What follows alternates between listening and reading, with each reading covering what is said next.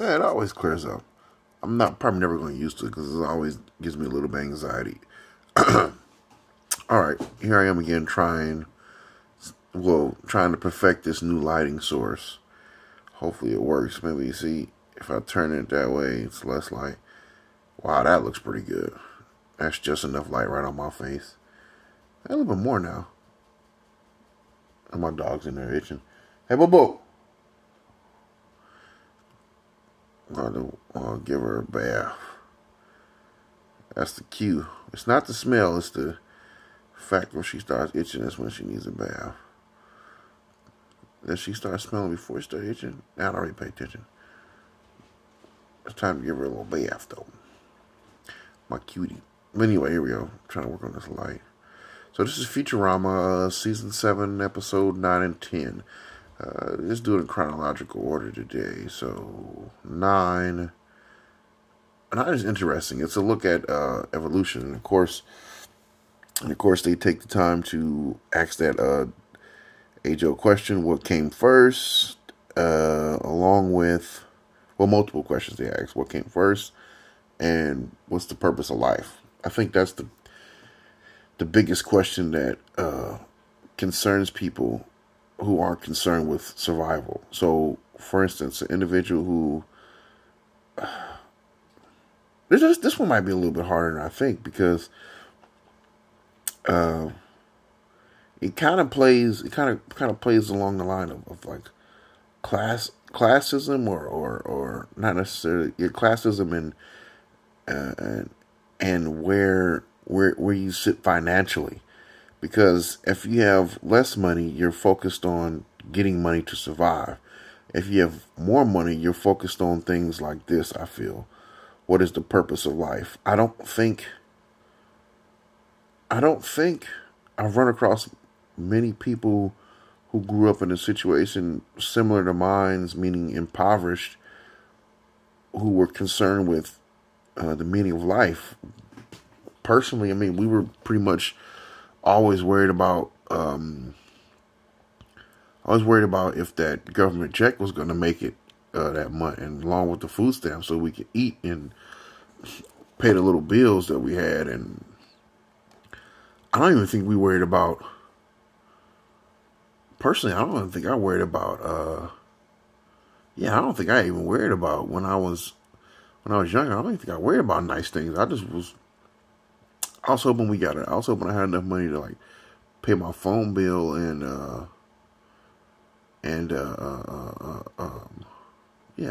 pay my phone bill and get a bus pass. I think that was the only thing I was really worried about. But anyway, maybe a little bit too personal there.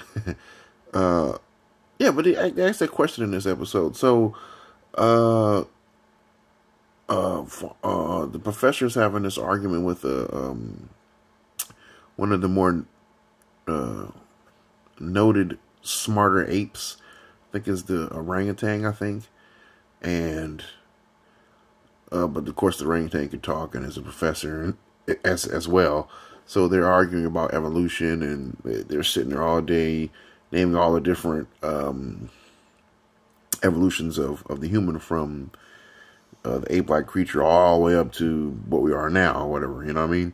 So they're arguing that, and the professor gets to the point where it's like, I don't want to live on this planet no more, so he has the ability to leave. He leaves, he brings nanobots with him, and throws these nanobots in this pool of polluted water, and the nanobots begin to clean the polluted water, but after that, they begin to evolve, and it seems like every night they go inside this cave and come back out this cave, the nanobots have evolved more and more to the point where they've basically caught up with where humanity would have been maybe in,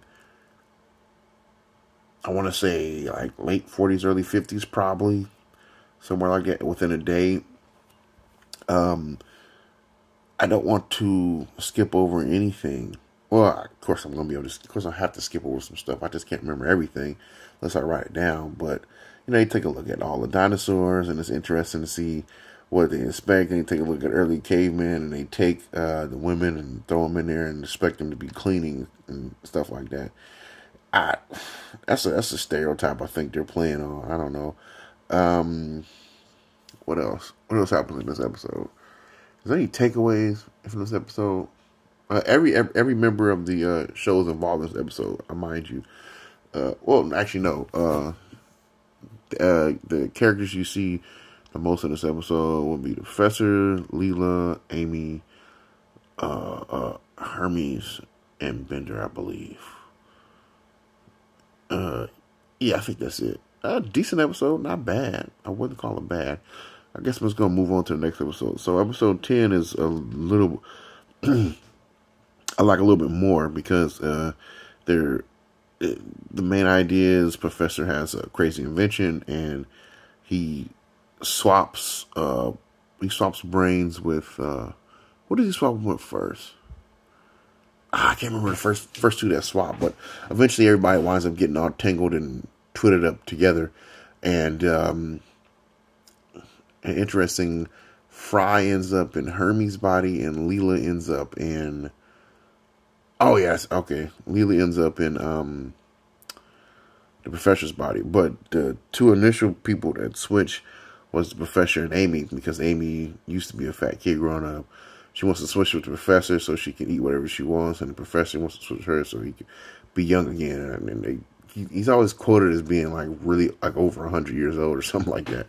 But I guess that's a hint that that's an eye to medical science and the capabilities that are going to be possible in the future, that human beings are going to be able to live much, much longer lives. I mean, they've already done it anyway. Nothing as far as in the hundreds. You don't see that on a regular. I mean, there's a lot of diseases, I think, that preventable diseases that are plaguing Americans today. I mean, I'm not a medical scientist by any means, but I mean, look at me. I'm obese. Then, maybe if I just worked out a little more, ate less, then I'd probably be better off. But anyway, I don't know. I'm swerving down the deep end in these last couple videos, huh? Sitting here almost in the dark, but it's a little bit less irritating on me. Anyway, back to Futurama. Let's see here. Where was I at? Yeah, so they wind up, those are two characters that wind up switching first. But then somehow Bender gets, I guess the sub-story in this one will be Bender's plot to steal a crown from a robot prince. But, of course, the robot prince, his girlfriend has been cheating on him with his cousin, and they want to kill him. But Bender's in that body now, so he winds up having to dodge him in a sword fight. And then by this time, the Professor's in Bender's body and has went out to join the circus for some reason. And robot, they make his, oh god, this is so silly.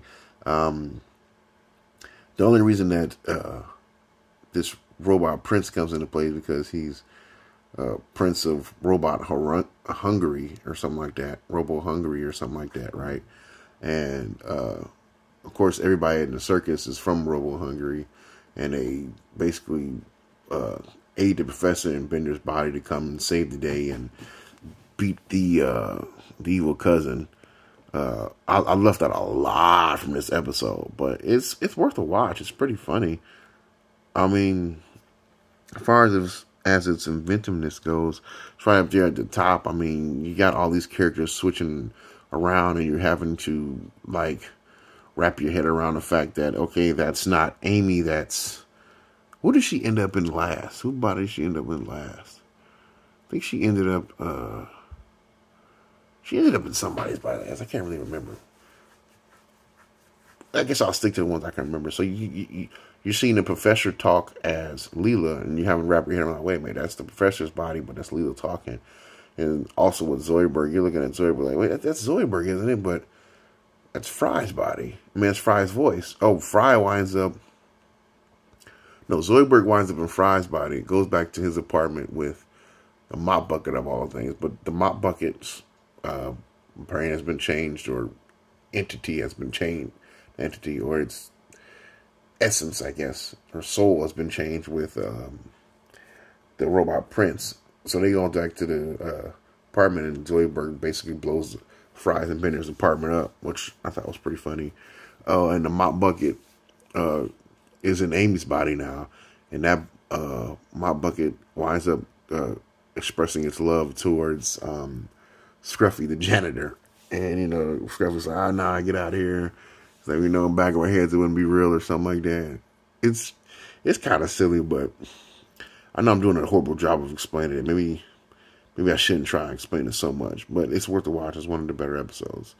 So, if you like me ranting and raving in the dark, almost, you can check out some of my other videos. Of course, I'm doing Futurama now. This is a Futurama video. I have The Wire. I'm trying to pick up on my movies, but I think I'm doing a decent job, I feel like. So, till then.